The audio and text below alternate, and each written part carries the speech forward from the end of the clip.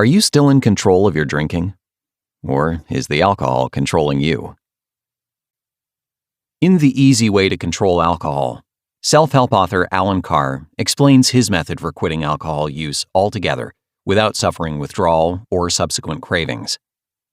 By unlearning the social messaging which teaches that drinking is normal and healthy in moderation, an alcoholic can fully eliminate cravings and lead a life free of addiction to a toxic substance. Carr's method, as opposed to other programs for treating alcoholism, argues that all alcohol use leads to addiction, regardless of whether a drinker has noticed the ill effects of drinking or not. A single glass at social occasions may not seem like a big deal, but any amount of alcohol is a slippery slope toward letting the drug control one's life. Although alcohol abuse programs sometimes argue otherwise, alcoholism is not an incurable disease. A former drinker who hasn't touched alcohol in 20 years isn't necessarily an alcoholic just because he used to have a problem. He's only an alcoholic if he still has the desire to drink. Ex-alcoholics are different from former drinkers in that drinking no longer has any appeal for the ex-alcoholic. They no longer have to worry about peer pressure at social events because alcohol has no power over them. The guilt and shame that former drinkers experience, even after decades of sobriety, stems from their failure to learn the truth about alcohol. Like other intoxicants, alcohol is a drug, and outside of responsibly used prescribed medication, drugs are inherently ruinous. Alcohol may as well be called devastation, because that's what it causes in the lives of those who use it. Many will argue that, in moderation, drinking is fine. This is because alcoholism has become normalized throughout society. Children usually sample their first sip of alcohol around family members. They watch their parents and grandparents enjoy drinks and are expected to do the same when they become older. Drinkers pressure non-drinkers to partake in alcohol, so much so that some people will drink simply to conform. Alcoholics have absorbed a tremendous amount of propaganda when it comes to alcohol safety. The truth is, any level of alcohol consumption is dangerous because alcohol is inherently a poison. While alcoholics are commonly told that recovering from alcohol abuse means years of misery and deprivation, nothing could be further from the truth. Quitting alcohol shouldn't result in sadness. Instead, those who no longer drink should be happy that they're no longer exposing themselves to a poison which decreases health, wastes money, and ruins relationships. Alcoholics don't have to suffer for years before they can be happy and sober. Once they change their understanding of drinking, they can lead full and complete lives without ever having to worry about falling under the dangerous effects of drinking again. For some people, that change in perspective can happen in a single afternoon. If drinkers are ready to acknowledge that their use of alcohol has spiraled out of control, then they should approach the subject with an open mind and examine whether alcohol is really as harmless for some as they have been led to believe. Alcohol intake cannot be controlled. Addiction groups like Alcoholics Anonymous often make a distinction between those who can control their alcohol intake and those who cannot. But this distinction is meaningless.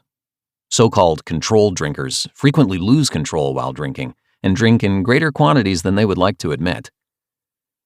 Drinking is inherently addictive. A habitual drink with friends at the local bar can change from a group activity to a solo pursuit very quickly.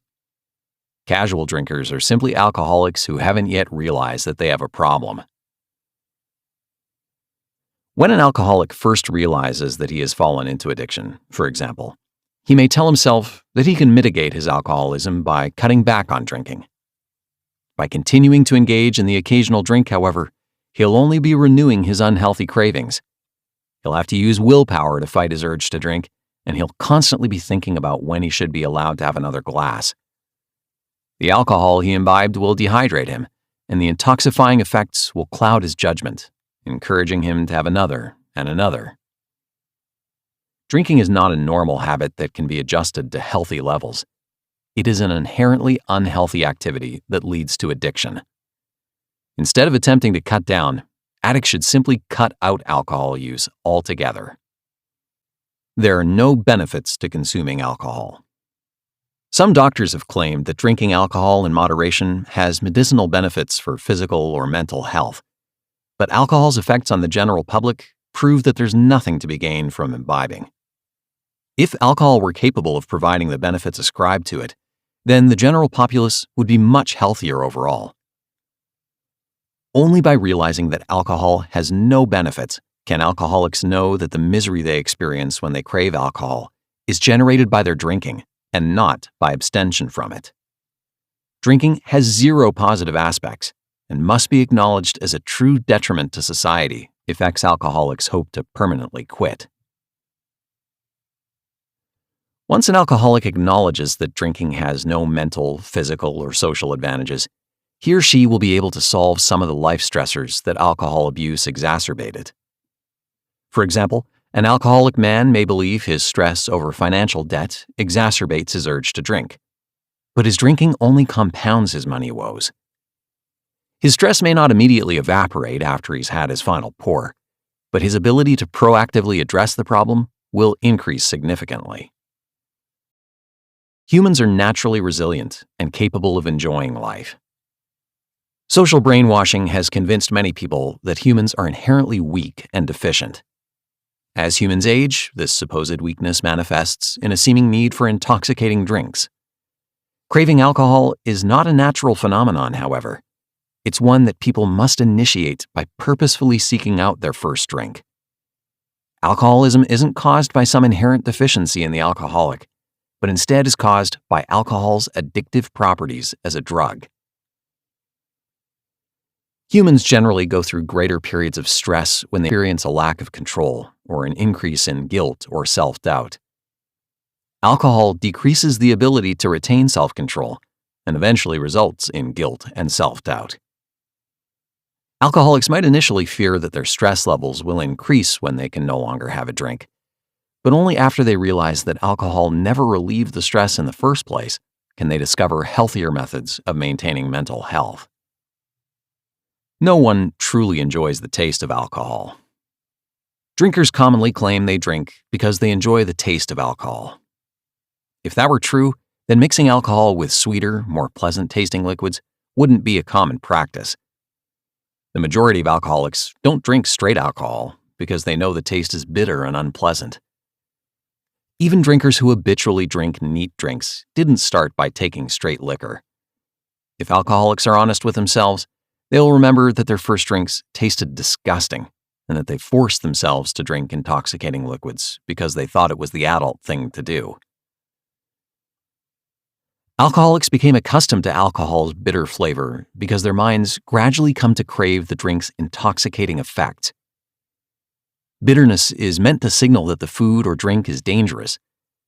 If people persist in drinking alcohol, their bodies will assume they have no choice but to poison themselves, and so will begin to make the alcohol palatable.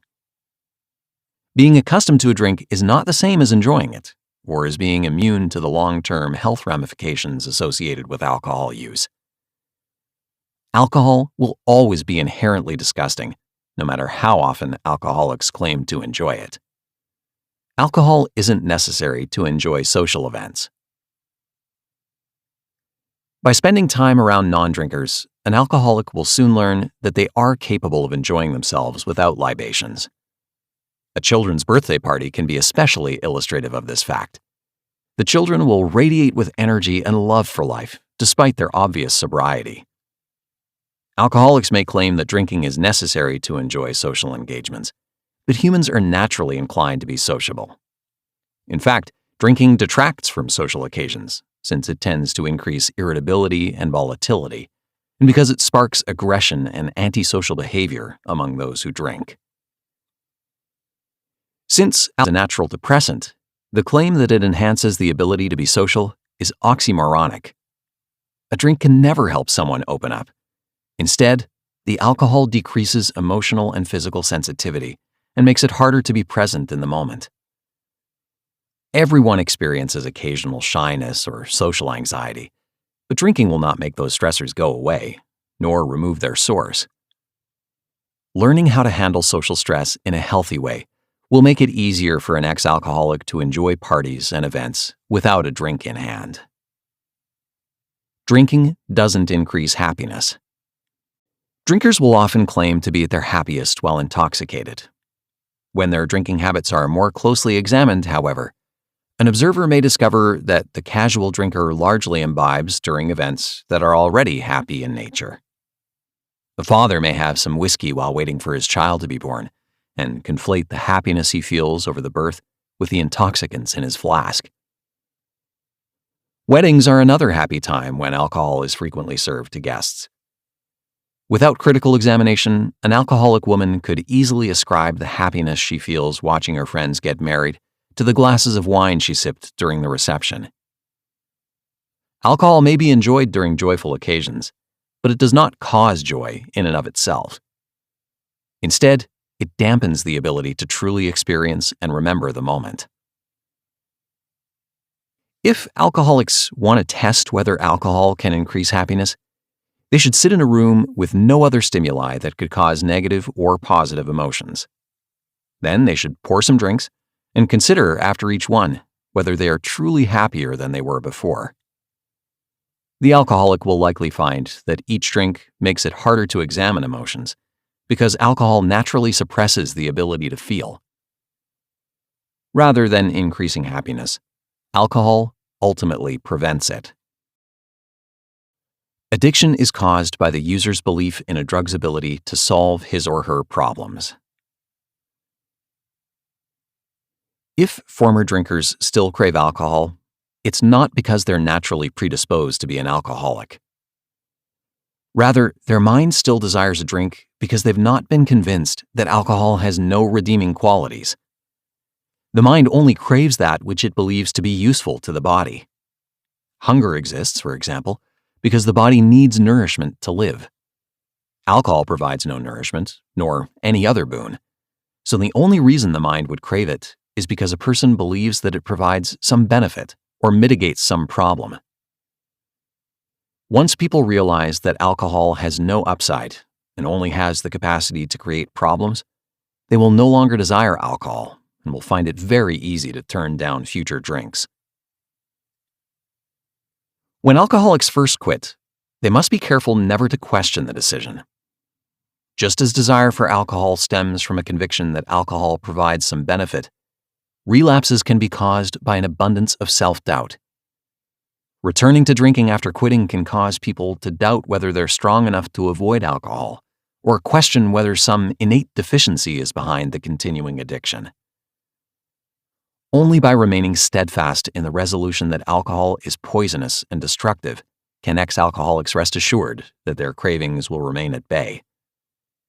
The moment that they convince themselves that a single drink can do no harm, they've already lost their freedom and started their descent back into addiction. Recovered alcoholics don't have to avoid alcohol to remain sober.